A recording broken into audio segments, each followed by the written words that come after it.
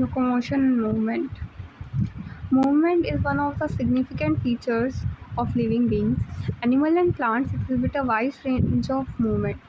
Streaming of protoplasm in the unicellular organisms like amoeba is a simple form of movement. Movements of cilia, flagella, and tentacles are shown by many organisms. Cilia like paramecium से show होता है, tentacles आपके hydra show करते हैं. Human beings can move limbs, jaws, eyelids, tongues, etc. Some of the movements result in the change of place or location. Such voluntary movements are called locomotion, where a change of place or location takes place. Walking, running, climbing, flying, swimming are all some forms of locomotory movements.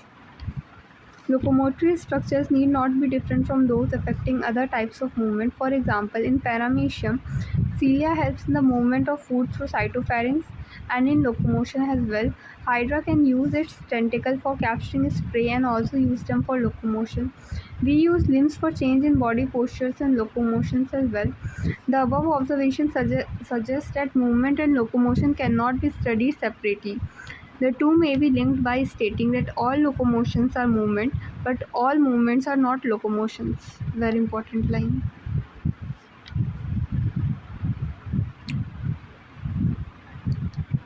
Methods of locomotion performed by animals vary within their habitats and the demand of the situation. However, location is generally for search of food, shelter, mate, suitable breeding grounds, favorable climatic condition, or to escape from enemies or predators. Now we will study different types of movement. Cells of the human body exhibit three types of movement, namely amoeboid, ciliary and muscular. Human body में तीन तरह के movements होते हैं, जिसको amoeboid, सिलिवरी और muscular कहते हैं.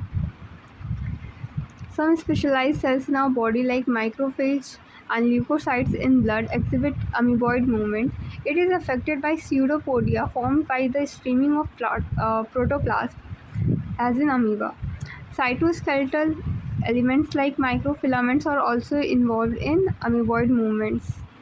ठीक है, तो आपके साइटोस्केलेटल एलिमेंट्स और मैक्रोफेज और leukocytes. Ciliary movements occur in most of our internal tubular organs, which are lined by ciliated epithelium. The coordinated movements of cilia in the trachea helps in removing dust particles and some of the foreign substances inhaled along with the atmospheric air. Passage of ova through the female reproductive tract is also facilitated by the ciliary movement. तो अगर बात ciliary movement की करें तो internal tubular organs में होते हैं.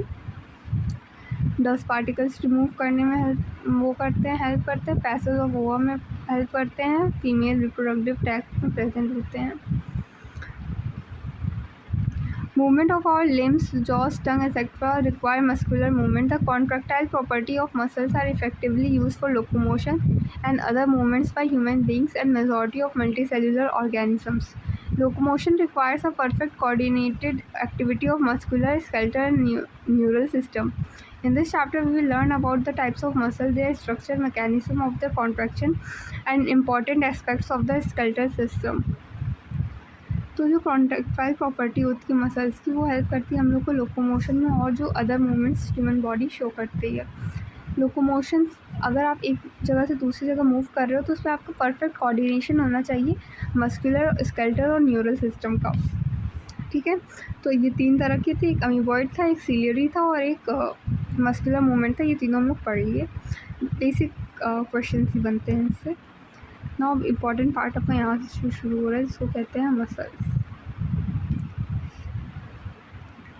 You have studied in chapter 8 the cilia, that cilia and flagella are the outgrowths of the cell membrane. अगर कोई भी सेल है तो उसकी आउटग्रोथ को से ही cilia या फिर आपका flagella बनता है. Flagellar movements helps in the swimming of spermatozoa, maintenance of water current in the canal system of sponges, and in locomotion of protozoans like Euglena. तो यहाँ पे फ्लैशलर मूवमेंट्स की एग्जांपल दिए गए हैं स्पर्मेटोजोआ के मूव करने में, या फिर वाटर करेंट्स की बात करो कैनाल सिस्टम में, या फिर लोकोमोशन ऑफ प्रोटोजोन्स जैसे कि यूग्लिना में आपकी ये फ्लैशलर मूवमेंट प्रेजेंट करती है. Muscle is a specialised tissue of mesodermal origin. Muscles आपकी मीजोडर्मल ओरिजिन की होती है. About 40 to 50% of About 40 to 50% of the body weight of human adult is contributed by muscles. They have special properties like excitability, contractility, extensibility, and elasticity. Muscles have been classified using different criteria, namely location, appearances, and nature of the regulation of their activities. Based on their location, three types of muscles are identified: skeletal, visceral, and cardiac. तो 40 से 50% of human body का wait आपके muscles से contribute किया जाता है। Muscles की यहाँ पे 4 प्रॉपर्टी दी गई: एक्साइटेबिलिटी, कॉन्ट्रैक्टिलिटी, एक्सटेंसिबिलिटी और इलास्टिसिटी। मसल्स को हम लोग क्लासीफाई कर सकते हैं, लेकिन किस किस बेसिस पे? लोकेशन के बेसिस पे, कैसी दिखती है, उसके अपीयरेंस के बेसिस पे, उसका नेचर ऑफ रेगुलेशन क्या है, इसके बेसिस पे। अगर हम लोग लोकेशन की बेसिस पे बात करें तो मसल्स को 3 टाइप में डिवाइड किया जा सकता है: स्केलेटल, विसरल और कार्डियक। तीनों टाइप के बारे में पढ़ते हैं। Skeletal muscles are closely associated with skeletal components of the body. They have a striped appearances under the microscope, hence are called striated muscles. As their activities are under the voluntary control of the nervous system, they are known as voluntary muscles too. They are primarily involved in locomotory actions and changes of body posture. तो अगर हम लोग skeletal muscles की बात करें तो ये mainly आपकी स्केलेटल कंपोनेंट्स के साथ जुड़ी रहती है। मतलब जो आपकी वो मसल्स, जो आपकी स्केलेटल मसल्स रहती है वो आपके बोन्स वाले कंपोनेंट्स के साथ ज़्यादा जुड़ी रहती है। इसकी स्ट्राइप्ड अपीयरेंसेस होते हैं। ये आपके वॉलेंट्री कंट्रोल में होती है। मतलब जब आप चाहते हो तब आप अपने मसल्स को मूव कर सकते हो। जैसे आपके बाइसेप्स ले लो, ये सब आप जब चाहते हो आप उसको तब मूव करते हो। इसलिए क्योंकि आप लोकोमोशन भी अपने मन से करते हो। अगर आपको मूवमेंट, आपको लोकोमोशन करना है, एक जगह से दूसरी जगह जाना है, तो आप अपने मन से करते हो। तो ये इसलिए ये लोकोमोटरी एक्शंस में हेल्प करती है, वॉलेंट्री होती है और इसकी स्ट्राइटेड अपीयरेंसेस होते हैं। अब बात करें विसरल मसल्स की। विसरल मसल्स को आपके स्मूथ मसल्स भी कहते हैं। ये inner walls of follow visceral organs में प्रेजेंट रहते हैं, जैसे कि alimentary canal, reproductive tract etcetera. इसमें कोई भी स्ट्राइटेशंस नहीं होते हैं, ये स्मूथ होते हैं अपीयरेंस में। Their activities are not under the voluntary control of the nervous system and are therefore known as involuntary muscle. They assist, for example, in the transportation of food through the digestive tract and gametes through the genital tract. तो अगर जो आपकी जो visceral muscles होती हैं उसमें क्या होता है कि आपकी कंट्रोल में नहीं होती है, आप इसको कंट्रोल नहीं कर सकते हो। तो जब आप इसको कंट्रोल नहीं कर सकते हो तो ये कौन कौन से मसल्स आप नहीं कंट्रोल कर सकते हो? जैसे कि एलिमेंट्री कैनाल में आपके फूड पूरा पैसे से जा रहा है, तो आप पेट के मसल्स को आप नहीं कंट्रोल कर सकते हो, अब चलेगा। तो ये इसलिए इनवॉलेंट्री होती है और आप इसको कंट्रोल नहीं कर सकते हो। इसमें कोई भी स्ट्राइक्शंस नहीं प्रेजेंट रहती हैं। अब बात करते हैं कार्डियक मसल्स की। Are the muscles of heart. Heart के मसल्स को स्पेशली हम लोग कार्डियक मसल कहते हैं। मेडी कार्डियक मसल्स है resemble in the branching pattern to form a cardiac muscles. ये ब्रांचिंग पैटर्न्स में एक साथ लगी रहती हैं। Based on appearances cardiac muscles are striated. इसमें भी स्ट्राइशंस प्रेजेंट रहती है, तो कि वो बहुत फेंट रहती है जो स्ट्राइटेशंस प्रेजेंट रहती है। They are involuntary in nature. Of course आप अपने हार्ट बीट को कंट्रोल नहीं कर सकते हो, as the nervous system does not control their activities directly. इसके फंक्शन को हम लोग डायरेक्टली कंट्रोल नहीं कर सकते हैं। Let us examine a skeletal muscle in detail to understand the structure and mechanism of contraction. Each organized skeletal muscle is made up of number of muscle bundles or fibers held together by a common collagenous connective tissue layer called fascia. Each muscle bundle contain a number of muscle fibers. तो समझो आपकी जो body है, समझ लो ये आपकी body है, biceps muscles आपके। यहाँ के अगर मसल्स हम लोग लेके उसको देखें तो जो ये आएगा आपका, इसको मसल्स बंडल कहते हैं। इस मसल बंडल्स के आपके अंदर मसल फैसिकल्स प्रेजेंट रहते हैं। इस फैसिकल्स के अंदर आपके मसल फाइबर्स प्रेजेंट रहते हैं और मसल फाइबर्स को ही हम लोग मसल सेल कहते हैं। आपको कन्फ्यूजन हो रही होगी, इसलिए आप ये लिख लो जो मैंने अभी पूरा सीक्वेंस बताया इधर का, और इन सब कॉमन वो जोड़ के रखता है। इसको फैशिया कहा जाता है। ये बहुत इंपॉर्टेंट है कि मसल बंडल्स या फैसिकल्स को एक साथ जोड़ के रखता है कॉमन कोलेजनस कनेक्टिव टिश्यू, इसको फैशिया कहा जाता है।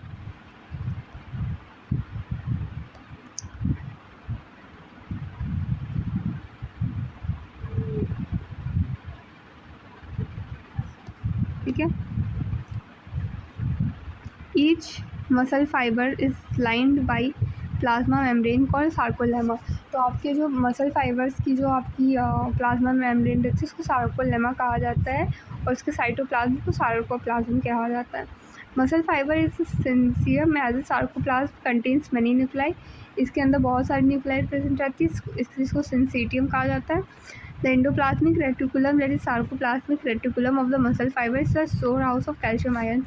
जिसके अंदर एंडोप्लाज्मिक रेटिकुलम प्रेजेंट रहता है इसको सार्कोप्लाज्मिक रेटिकुलम कहा जाता है। स्पेशली इस सेल के लिए इसके ईआर को सार्कोप्लाज्मिक रेटिकुलम कहा जाता है। उसमें बहुत सारे कैल्शियम आयंस के हाउस प्रेजेंट रहते हैं, मतलब बेसिकली यहाँ से आप कैल्शियम आयंस को रिलीज़ करवा सकते हो। A characteristic feature of the muscle fiber is the presence of large number of parallelly arranged filaments in the sarcoplasm called myofilaments or myofibrils। तो जो आपकी मसल सेल्स होती हैं उसमें आपकी बहुत सारी पैरेलली अरेंज थिक और थिन फिलामेंट्स रहते हैं, जिसको मिला के मायोफिलामेंट्स कहा जाता है। Each myofibril has alternate dark and light bands on it. A detailed study of the myofibril has established that the striated appearance is due to the distribution pattern of two important proteins, actin and myosin। तो ये आपकी जो thin रहती है actin और जो thick रहती है, और ये लोग ऐसे अल्टरनेटिवली प्रेजेंट रहते हैं, जिसकी वजह से आप अपने मसल्स को एक्सरे के अंदर देखोगे ना तो वो आपको स्ट्राइटेड अपीयरेंसेस देगी, कहीं डार्क और लाइट बैंड्स प्रेजेंट रहते हैं। The light band contains actin and is called I band और isotropic band, where the dark band contains called A और an isotropic band contains myosin. तो जो आपको स्ट्राइटेड अपीयरेंस जो डार्क आपको दे रहा है वो मोटी वाली बैंड की वजह से, जिसको आप मायोसिन कहते हो, और जिसमें लाइट कलर आ रहा है वो आपका एक्टिन प्रोटीन होता है। Both the proteins are arranged as broad-like structures parallel to each other and also to the longitudinal axis of the myofibrils। अब पहले आप यहाँ से सुनो, उसके बाद मैं आपको एक्सप्लेन करती हूँ। Actin filaments are thinner as compared to the myosin filaments, hence are commonly called thin and thick filaments respectively. In the center of each eye band is an elastic fiber called Z-line which bisects it. The thin filaments are firmly attached to a Z-line. The thick filament in the A band are also held together in the middle of this band by a thin fibrous membrane called M-line. The A and I bands are arranged alternatively throughout the length of the myofibrils. The portion of the myofibrils between two successive Z-lines is considered as a functional unit of contraction and is called sarcomere. In a resting state, the edges of the thin filaments on either side of the thick filament partially overlap the free ends of the thick filament, leaving the central part of the thick filament. This central part of thick filament not overlapped by thin filament is called the S zone। मैं आपको यहाँ पे समझाती हूँ। ये आपकी thin है, ये आपकी थिक फिलामेंट है, ये आपकी थिन, ये आपकी थिक, ये आपकी थिक। अब आप समझो, दोनों थिन लाइन के सेंटर से आपकी एक लाइन पास करती है जिसको आप जेड लाइन कहते हो। ये भी, और इस जेड लाइन के दो जेड लाइन के बीच में जो डिस्टेंस रहता है उसको आप सार्कोमेयर कहते हो।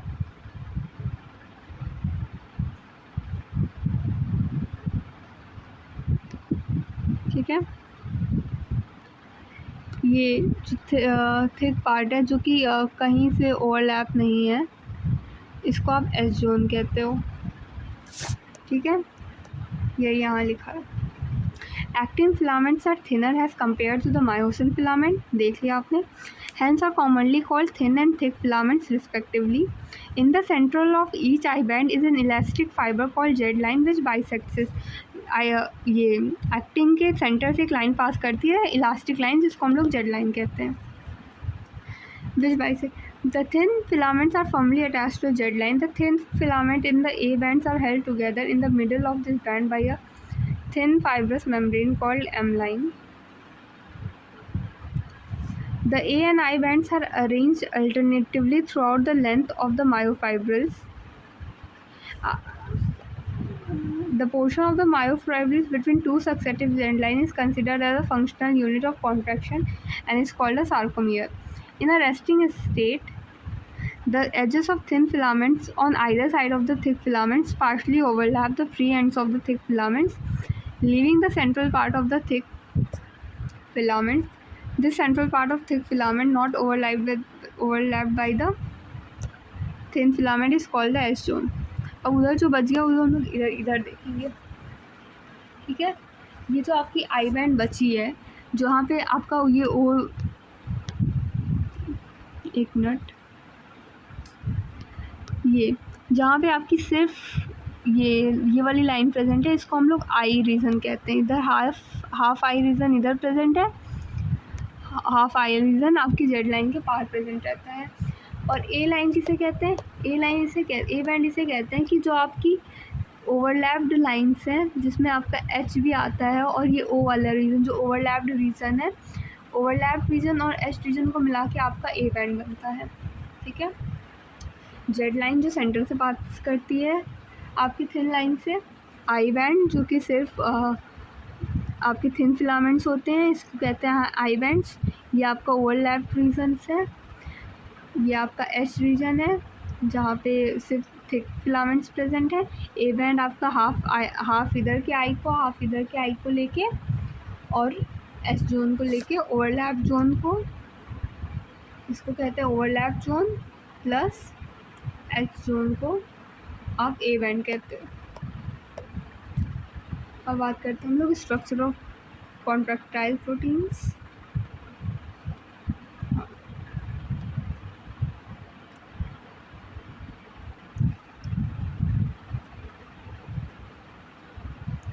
Each actin thin filaments is made up of two filamentous actins helically wound to each other, each affecting the polymer of monomeric G globular actins। तो जो आपकी फिलामेंटस एक्टिन्स, जो आपकी एक्टिन है वो फिलामेंटस एक्टिन्स की बनी रहती है, और ये फिलामेंटस एक्टिन आपकी पॉलीमर होती है मोनोमेरिक ऑफ जी एक्टिन्स। मतलब अगर आप, ये आपकी एक्टिन की फिलामेंट्स हैं, तो आपका एक्टिन का पहला पार्ट होता है फिलामेंटस एक्टिन। तो इसके एक पार्ट को, एक मोनोमर को आप जी एक्टिन कहते हो। Two filament of another protein tropomyosin also run close to the effective. यहाँ पे आपका ट्रोपोमायोसिन एक थ्रेड लाइक स्ट्रक्चर होता है जो कि इस फिलामेंटस एक्टिन के साथ घूमता है। A complex protein troponin is distributed at regular intervals of the tropomyosin. In the resting state, a subunit of troponin marks the active binding site for myosin on the actin filaments। और आपका एक troponin भी इसमें present रहता है जो कि 3 ऐसा का स्ट्रक्चर होता है, इसको टीपीसी और टीपीआई कहते हैं। टीपीसी से आपका कैल्शियम बाइंड होता है, और टीपीआई जो रहता है वो एक्टिन पे जो मायोसिन की बाइंडिंग साइट रहती है उस पर ऐसे बैठा रहता है कि उस पर मायोसिन बाइंड ना कर जाए। Each myosin thick filament is also a polymerized protein. Many monomeric proteins called meromyosins constitute each thick filament. Each meromyosin has two important parts, a globular head with a short arm and a tail, the former being called the heavy meromyosin and the latter the light meromyosin. The heavy meromyosin component, the head and the short arm, projects outward at regular distance and angle from each other from the surface of a polymerized myosin filament.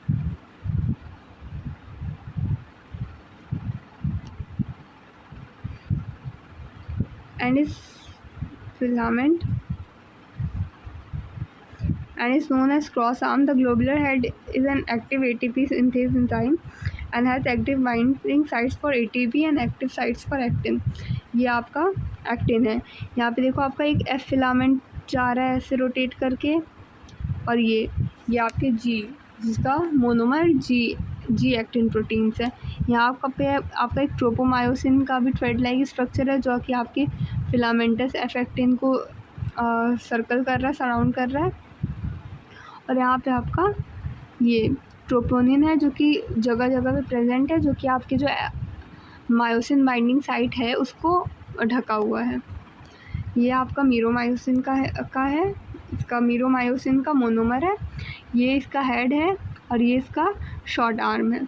Head और short arm को मिला के आप cross arm कहते हो और ये इसकी टेल है। आपके ये मायोसिन के हेड पे आपका दो इम्पॉर्टेंट चीज़ प्रेजेंट है, ध्यान से देखो।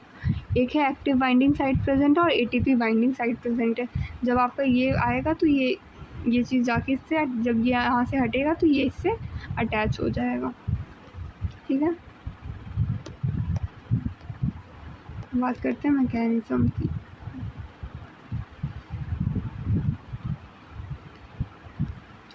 Mechanism of muscle contraction is thus explained by the sliding filament theory, which states that contraction of a muscle fiber takes place by the sliding of the thin filaments over the thick filaments। तो muscle contraction का basic fundamental क्या है कि आपकी जो thin filament रहती है वो आपके थिक फिलामेंट के ऊपर ऐसे स्लाइड करती रहती है। Muscle contraction is initiated by a signal sent by the central nervous system via motor neuron। पहले सुन लो, रीड कर लो, क्योंकि अगर आप यहाँ आए हो तो आप पढ़ के आए हो, ऐसा नहीं कि आपको कुछ नहीं आता है। एनसीईआरटी की लाइन्स नीट के लिए इंपॉर्टेंट है, इसलिए आप एक बार मेरे साथ बुक रीडिंग कर लो। A motor neuron along with the muscle fibre connected to it constitute a motor unit. आपकी सेंट्रल नर्वस सिस्टम से जो मोटर न्यूरॉन आपके मसल्स के पास सिग्नल आ रही है, समझो एक आपकी मोटर न्यूरॉन आ रही है, वो 3 मसल्स को सिग्नल दे रही है, तो इस न्यूरॉन को और जितने भी मसल फाइबर्स को वो सिग्नल दे रही है, इन सबको मिला के आप मोटर यूनिट कह देते हो। ठीक है, motor unit. The junction between a motor neuron and the sarcolemma of the muscle fibres called a neuromuscular junction और मोटर एंड प्लेट। जो मोटर न्यूरॉन होती है और सार्कोलेमा मतलब प्लाज्मा मेम्ब्रेन को ही आके वो सिग्नल देगी ना, तो उसको आप कहते हो न्यूरोमस्कुलर जंक्शन और motor end plate. A neural signal reaching this junction releases a neurotransmitter acetylcholine, which generates an action potential in the sarcolemma. This spreads through the muscle fiber and causes a release of calcium ion into the sarcoplasm. Increase of calcium level leads to the binding of calcium with a subunit of troponin on acting filaments and thereby remove the masking of active sites for myosin. Utilizing the energy from ATP hydrolysis, the myosin head now binds to the exposed active sites on actin to form a cross bridge. तो अगर आपकी ये motor neuron आई, आपकी इसको signal दी और आपकी जो calcium के आयन्स प्रेजेंस है सार्को और प्लाज्मिक रेटिकुलम में, वो रिलीज़ होना शुरू कर देते हैं। इससे आपका एक न्यूरोट्रांसमीटर रिलीज़ होता है एसिटाइलकोलिन, जो कि एक्शन पोटेंशियल आपके सार्कोलेमा में डेवलप करता है। ये पूरे आपके सार्को मसल फाइबर सेल में स्प्रेड करता है, जिससे आपका कैल्शियम लेवल और इंक्रीज़ होता है, जिससे आपकी जो सब यूनिट है ट्रोपोनिन की, उसमें आपकी एक यूनिट थी टीपीसी, वो उस पर से मास्किंग जो की रहती है एक्टिंग की, वो हटा देती है। तो अब यहाँ देखो, इधर से पढ़ते हैं। तो एक्टिंग फिलामेंट से आपकी वो जो 3 की बाइंडिंग थी वो हट जाती है, तो यहाँ पे एटीपी आता है, एटीपी आके लगता है और जैसे ही वो एटीपी को तोड़ता है वो आपका क्रॉस ब्रिज फॉर्म हो जाता है और फिर क्रॉस ब्रिज फॉर्म हो जाता है। इधर देखो क्रॉस ब्रिज फॉर्म हो गया। अब यहाँ पे आपकी स्लाइडिंग और रोटेशन हुई, फिर आपको एटीपी, जब एटीपी आके दूसरा बाइंड करता है तब आपको क्रॉस आर्म टूटता है, और जब क्रॉस आर्म आपका टूटता है तो फिर एक एटीपी आपको फिर रिक्वायर रहती है, जो एटीपी को तोड़ के, याद रखना एटीपी आपकी रिक्वायर होती है क्रॉस ब्रिज तोड़ने के लिए, और जब एटीपी को आप तोड़ोगे तब जाके क्रॉस आर्म आपका बनेगा। This pulls the attached actin filaments toward the center of A band. The Z line attached to the actins are also pulled inward, thereby causing the shortening of the sarcomere. जब actin अंदर आएगा तो जो आपको sarcomere है वो छोटा हो जाएगा, जिससे आपका कॉन्ट्रैक्शन हो जाएगा। It is clear from the above steps that during shortening of the muscle, that is contraction, the I bands get reduced, whereas the A band retain the length. The myosin releasing the ADP and PI goes back to its relaxed state. A new ATP binds and the cross bridge is broken. जैसे ही आपका एक नया ATP bind होगा, आपका cross bridge जो है वो टूट जाएगा। The ATP is again hydrolyzed by the myosin head and the cycle of cross bridge formation and breakage is repeated, causing further sliding. The process continues till the calcium ions are pumped back to the sarcoplasmic cisternae, resulting in the masking of actin filaments. जब आपका पूरा process हो जाएगा तो calcium levels वापस sarcoplasmic reticulum में चले जाएंगे, कैल्शियम लेवल्स मेंटेन हो जाएगा और आपका जो ट्रोपोनिन की मास्किंग रहती है एक्टिन फिलामेंट पे वो वापस से लग जाएगा. This causes the return of germline back to their original position, that is relaxation. यहाँ पर relaxation हो जाएगा. The reaction time of the fibers can vary in different muscles. Repeated activation of the muscles can lead to the accumulation of lactic acid due to the anaerobic breakdown of glycogen in them, causing fatigue. Muscle contractions. Muscles contain a red colored oxygen storing pigment called myoglobin. Myoglobin content is high in some of the muscles, which gives a reddish appearance. Such muscles are called the red fibers. These muscles also contain plenty of mitochondria, which can utilize a large amount of oxygen stored in them for ATP production. These muscles therefore can also be called aerobic muscles. On the other hand, some of the muscles possess very less quantity of myoglobin and therefore appear pale or whitish. These are white fibers. Numbers of mitochondria are also very few in them, but the amount of sarcoplasmic reticulum is high. They depend on anaerobic process for energy. अब बात कर लेते हैं red muscles fibre की और white muscles fibres की. बहुत अच्छे से बहुत आसानी से एक्सप्लेन कर दूँगी. रेड मसल फाइबर और वाइट मसल फाइबर. ठीक है, तो रेड मसल फाइबर्स में आपका रेड कलर है क्योंकि उसमें क्या है, मायोग्लोबिन कंटेंट जो आपका है इधर हाई है, इधर मायोग्लोबिन कंटेंट कम है. इधर मायोग्लोबिन ज़्यादा है तो इधर माइटोकॉन्ड्रिया भी ज़्यादा होगा, इधर माइटोकॉन्ड्रिया कम होंगे. यहाँ पे माइटोकॉन्ड्रिया इसलिए यहाँ पे एरोबिक रेस्पिरेशन होगी और यहाँ पे एनारोबिक रेस्पिरेशन होगी.